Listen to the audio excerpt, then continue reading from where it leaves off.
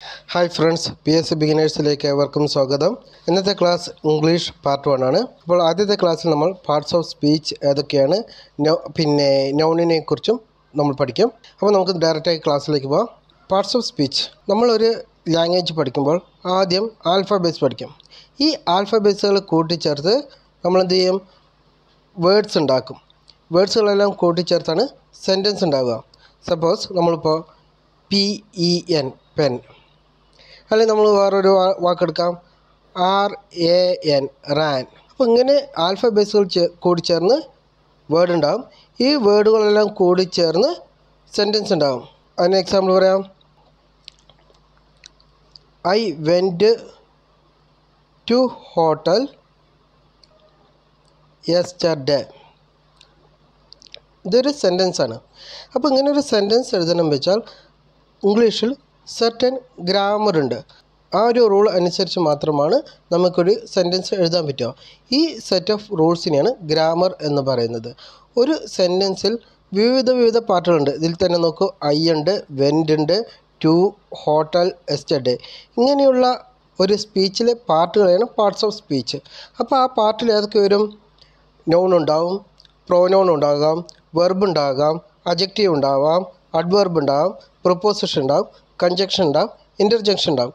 Noun എന്ന് പറഞ്ഞാൽ നാമത്തെ സൂചിപ്പിക്കുന്നത്. എക്സാമ്പിൾ രാമൻ, രാവണൻ, സീത. പേരിനെ സൂചിപ്പിക്കുന്ന വാക്കുകളാണ് നൗൺ എന്ന് പറയുന്നത്. പ്രോനൗൺ എന്ന് പറഞ്ഞാൽ നൗണിന് പകരമായി ഉപയോഗിക്കുന്ന വാക്കുകളാണ് പ്രോനൗൺ. നമ്മളിപ്പോൾ മലയാളത്തിൽ പറയാം, അവൻ ഇന്നലെ മാർക്കറ്റിൽ പോയി. ഇതിലെ അവൻ എന്ന് പറയുന്നതാണ് പ്രോനൗൺ. അതിന് ഇംഗ്ലീഷിൽ എന്ത് പറയാം? ഹി. അവളാണെങ്കിൽ ഷീ, ഞാനാണെങ്കിൽ ഐ. അങ്ങനെ നാമത്തിന് പകരം ഉപയോഗിക്കുന്ന വാക്കുകളാണ് പ്രോനൗൺ എന്ന് പറയുന്നത്. വെർബ് എന്ന് പറഞ്ഞാൽ ക്രിയ. Write, run, took. അങ്ങനെയുള്ള ക്രിയകൾ സൂചിപ്പിക്കുന്ന വാക്കുകളാണ് വെർബ് എന്ന് പറയുന്നത്. അഡ്ജക്റ്റീവ് എന്ന് പറഞ്ഞാൽ നാമത്തെ വിശേഷിപ്പിക്കുന്ന വാക്കുകളാണ് അഡ്ജക്റ്റീവ്. എക്സാമ്പിൾ പറയാം, she is A beautiful girl. ഇതിൽ ആ ഗേളിനെ എങ്ങനെ വിശേഷിപ്പിച്ചിരിക്കുന്നു? ബ്യൂട്ടിഫുൾ എന്ന് വിശേഷിപ്പിച്ചിരിക്കുന്നു. ആ ബ്യൂട്ടിഫുൾ എന്ന് പറയുന്നതാണ് അഡ്ജക്റ്റീവ്. ഇനി അഡ്വർബ്. അഡ്വർബ് എന്ന് പറഞ്ഞാൽ ക്രിയയെ വിശേഷിപ്പിക്കുന്ന വാക്കുകളാണ് അഡ്വർബ് എന്ന് പറയുന്നത്. Example I Rann fastly. ഇതിൽ ഫാസ്റ്റ്ലി എന്ന് പറയുന്നത് അഡ്വർബാണ്. മനസ്സിലായല്ലോ? അതായത് ക്രിയയെ വിശേഷിപ്പിക്കുന്ന വാക്കുകളാണ് അഡ്വർബ് എന്ന് പറയുന്നത്. ഇനി അടുത്തത് പ്രിപ്പോസിഷൻ. പ്രിപ്പോസിഷൻ എന്ന് പറഞ്ഞാൽ നൗണോ അല്ലെങ്കിൽ പ്രോനൗണോ മറ്റ് വസ്തുക്കളുമായിട്ടുള്ള റിലേഷൻ കാണിക്കുന്നതാണ് preposition. Like on, in, above. ഇങ്ങനെയുള്ള വാക്കുകളാണ് പ്രിപ്പോസിഷൻ എന്ന് പറയുന്നത്. അതേസമയം കൺജക്ഷൻ എന്ന് പറഞ്ഞാൽ വാക്കുകളെ കൂട്ടിച്ചേർക്കാൻ വേണ്ടി ഉപയോഗിക്കുന്ന വാക്കുകളാണ് കൺജക്ഷൻ എന്ന് പറയുന്നത്. Example for, but. അങ്ങനെയുള്ള വാക്കുകളാണ് കൺജക്ഷൻ എന്ന് പറയുന്നത്. ഇൻ്റർജെക്ഷൻ എന്ന് പറഞ്ഞാൽ ആശ്ചര്യമായിട്ട് പറയുന്ന വാക്കുകളാണ് അലാസ്, വാവ്. അങ്ങനെയുള്ള വാക്കുകളാണ് ഇൻ്റർജെക്ഷൻ എന്ന് പറയുന്നത്. ഇനി നമുക്ക് നൗണിനെ കുറിച്ച് നന്നായി പഠിക്കാം. നൗണിനെ മൊത്തമായിട്ട് കൗണ്ടബിൾ നൗൺ, അൺകൗണ്ടബിൾ നൗൺ എന്നിങ്ങനെ രണ്ടായി തിരിക്കാം. കൗണ്ടബിൾ നൗൺ എന്ന് പറഞ്ഞാൽ നമുക്ക് എണ്ണി തിട്ടപ്പെടുത്താൻ കഴിയുന്ന നൗണുകളാണ് കൗണ്ടബിൾ നൗൺ. Example pen. എത്ര പേനയുണ്ടെന്ന് നമുക്ക് കൗണ്ട് ചെയ്തിട്ട് പറയാൻ പറ്റും. അതുപോലെ ബാഗ്, ബുക്ക്. ഇതൊക്കെ നമുക്ക് കൗണ്ട് ചെയ്യാൻ പറ്റുന്ന സാധനങ്ങളാണ്. അപ്പോൾ അങ്ങനെ നമുക്ക് കൗണ്ട് ചെയ്യാൻ പറ്റുന്ന സാധനങ്ങളെ പറയുന്ന പേരാണ് കൗണ്ടബിൾ നൗൺ എന്ന് പറയുന്നത്. അതേസമയം അൺകൗണ്ടബിൾ നൗൺ എന്ന് പറയുന്നത് നമുക്ക് കൗണ്ട് ചെയ്യാൻ പറ്റാത്ത സാധനങ്ങളെയാണ്, പറ്റാത്ത നാമങ്ങളെയാണ് അൺകൗണ്ടബിൾ നൗൺ എന്ന് പറയുന്നത്. അതിന് എക്സാമ്പിളാണ് ഹോണസ്റ്റി, വിശ്വസ്തത, ലവ്, സ്നേഹം, വാട്ടർ. വാട്ടറിന് നമ്മൾക്ക് എന്ത് ചെയ്യാൻ പറ്റുക? വാട്ടർ 1 ലിറ്റർ വാട്ടർ എന്നാ പറയാൻ പറ്റുള്ളൂ. അല്ലാതെ നമുക്കതിനെ കൗണ്ട് ചെയ്തിട്ട് 1 വാട്ടർ 2 വാട്ടർ അങ്ങനെ പറയാൻ കഴിയില്ലല്ലോ. അപ്പോൾ വാട്ടർ, ഓയിൽ, ഇതൊക്കെ വരുന്നത് അൺകൗണ്ടബിൾ നൗണിലാണ്. അപ്പോൾ നൗണിനെ രണ്ടായിട്ട് തിരിക്കാം. എന്തൊക്കെയാണ്? Countable noun, uncountable noun. Countable നൗണിൽ എന്തൊക്കെ വരും? കൗണ്ട് ചെയ്യാൻ പറ്റുന്ന എല്ലാ സാധനങ്ങളും കൗണ്ടബിൾ നൗണിലാണ് വരിക. അതേസമയം അൺകൗണ്ടബിൾ നൗൺ എന്ന് പറഞ്ഞാൽ നമ്മൾ അനുഭവിക്കുന്ന ഫീലിങ്സ്. എക്സാമ്പിൾ ഹോണസ്റ്റി, ലവ്, അങ്ങനെയുള്ള കാര്യങ്ങൾ. അതുമാതിരി വാട്ടർ, ഓയിൽ, അയൺ. ഇതൊക്കെ വരുന്നത് അൺകൗണ്ടബിൾ നൗണിലാണ് വരിക. ഇനി ഈ കൗണ്ടബിൾ നോണിനെ തന്നെ നമ്മൾ മൂന്നായിട്ട് തരം തിരിച്ചിരിക്കുന്നു. Proper non, common non, collective noun. അപ്പോൾ പ്രോപ്പർ നോൺ എന്ന് പറഞ്ഞാൽ ഒരു പർട്ടിക്കുലർ നെയിം. ഇപ്പോൾ എക്സാമ്പിൾ പറയാം, ഒരാളുടെ പേര് നൗഷാദ്, അതൊരു വ്യക്തിയുടെ പേരാണ്. കാനഡ, ഇതൊരു സ്ഥലത്തിൻ്റെ പേരാണ്. ഇങ്ങനെയുള്ള സാധനങ്ങൾ, ഇങ്ങനെയുള്ളതൊക്കെയാണ് പ്രോപ്പർ നോണിൽ വരിക. ഏതിൽ വരിക? പ്രോപ്പർ നോണിൽ വരിക. ഇനി കോമൺ നോൺ. കോമൺ നോൺ എന്ന് പറഞ്ഞാൽ കോമൺ ആയിട്ട് ഒരേ സിമിലർ തിങ്സിന് പറയുന്ന പേരാണ് common non. Example student, teacher, father, mother. അങ്ങനെ സിമിലറായിട്ടുള്ള തിങ്സിനെ സൂചിപ്പിക്കുന്ന നാമങ്ങളാണ് കോമൺ നോൺ എന്ന് പറയുന്നത്. ഇനി കളക്റ്റീവ് നോൺ എന്ന് പറഞ്ഞാൽ എ ഗ്രൂപ്പ് ഓഫ് പീപ്പിൾ, ഒരു ഗ്രൂപ്പ് ഓഫ് പേഴ്സൺസ് അല്ലെങ്കിൽ ഒരു ഗ്രൂപ്പ് ഓഫ് സംതിങ്, അതിന് സൂചിപ്പിക്കുന്ന നാമങ്ങളാണ് കളക്റ്റീവ് നോൺ എന്ന് പറയുന്നത്. Example parliament. പാർലമെൻറ്റ് എന്ന് പറഞ്ഞാൽ എന്താണ്? പാർലമെൻറ്റ് എന്ന് പറയുന്നത് ഔൾസിൻ്റെ ഒരു കൂട്ടത്തിനെയാണ് പാർലമെൻറ്റ് എന്ന് പറയുക. ഇതുപോലെ സിമിലറാണ് ബാച്ച്, ക്ലാസ്, ടീം, ജൂറി. ഇവയൊക്കെ എന്താണ്? ഇവയൊക്കെ കളക്റ്റീവ് നോൺസ് ആണ്. അപ്പോൾ അതൊക്കെയാണ് collective nouns. A group of something or somebody is called, ആ ഒരു നാമത്തിനെയാണ് കളക്റ്റീവ് നോൺ എന്ന് പറയുന്നത്. എക്സാമ്പിളാണ് batch, parliament, class, team, jury etcetera. ഇനി അടുത്തത് അൺകൗണ്ടബിൾ നോൺ. അൺകൗണ്ടബിൾ നോൺ എന്ന് പറഞ്ഞാൽ നമുക്ക് കൗണ്ട് ചെയ്യാൻ കഴിയാത്തതാണ്, ടച്ച് ചെയ്യാൻ കഴിയാത്ത, അല്ലെങ്കിൽ അനുഭവിക്കാൻ മാത്രം പറ്റുന്ന ആ ഒരു നോണിനെയാണ് അബ്സ്ട്രാക്റ്റ് നോൺ എന്ന് പറയുന്നത്. Example honesty, beauty, hate, pain.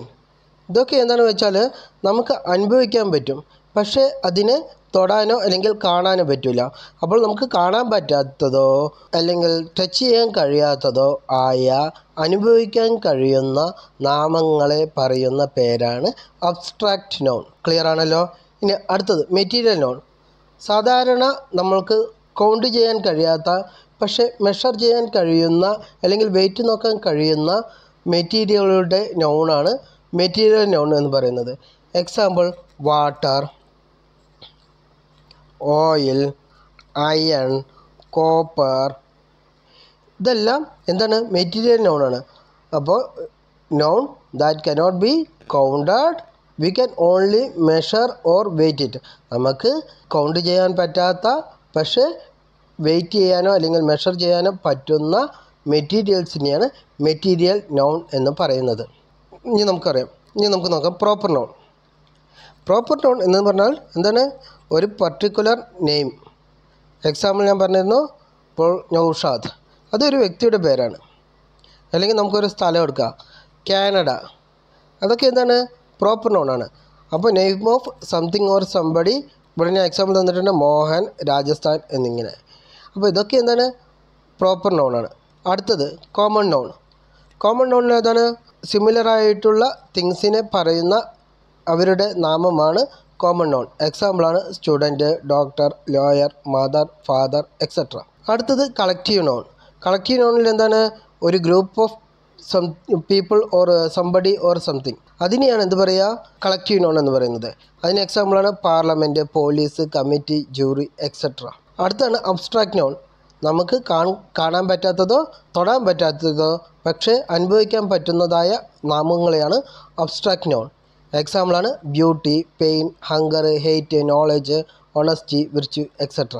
ഇനി അടുത്തതാണ് മെറ്റീരിയൽ നോൺ. മെറ്റീരിയൽ നോൺ എന്താണ്? Name of materials. അത് നമ്മൾക്ക് കൗണ്ട് ചെയ്യാൻ പറ്റില്ല, പക്ഷേ മെഷർ ചെയ്യാനോ അല്ലെങ്കിൽ വെയിറ്റ് നോക്കാനോ പറ്റുന്ന സാധനങ്ങളാണ് മെറ്റീരിയൽ നോൺ. എക്സാമ്പിളാണ് copper, water, oil, gold etcetera.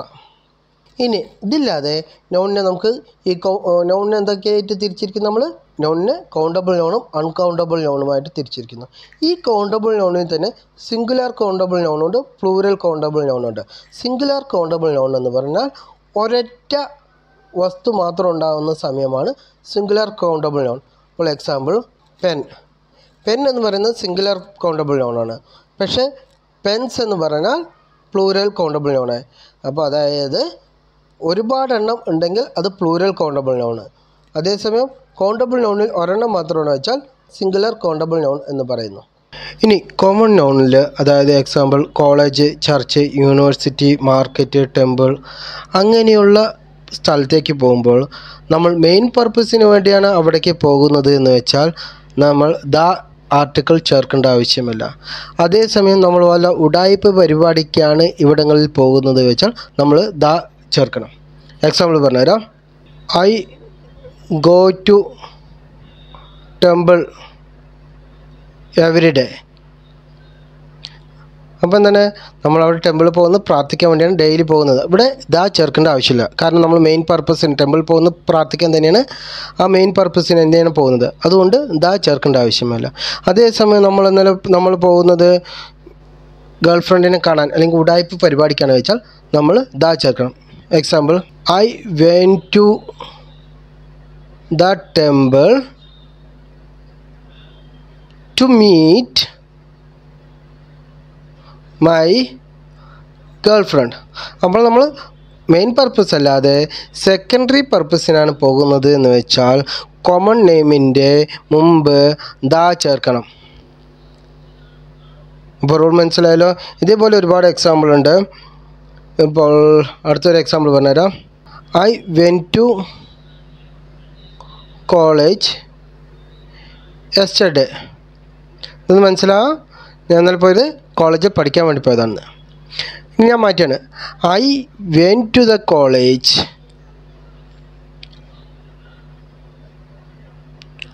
To meet my niece. അപ്പോൾ അങ്ങനെയുള്ള സമയത്ത് എന്താ പറയുക, നമ്മൾ നീസിനെ കാണാൻ വേണ്ടിയാണ് പോയത്. സെക്കൻഡറി പർപ്പസിന് വരുന്ന സമയത്ത് കോമൺ നെയിമിൻ്റെ മുമ്പിൽ ദാ ചേർക്കണം. അതേസമയം മെയിൻ പർപ്പസിന് വേണ്ടിയിട്ടാണ് പോകുന്നത് വെച്ചാൽ ദാ ചേർക്കേണ്ട ആവശ്യമില്ല. ക്ലിയർ ആണല്ലോ. സിംഗുലർ കൗണ്ടബിൾ നൗണിൻ്റെ കൂടെ ഇപ്പോൾ പെന്ന്, ഒരു പെൻ. അപ്പോൾ എ പെൻ, ആൻ ഓറഞ്ച്,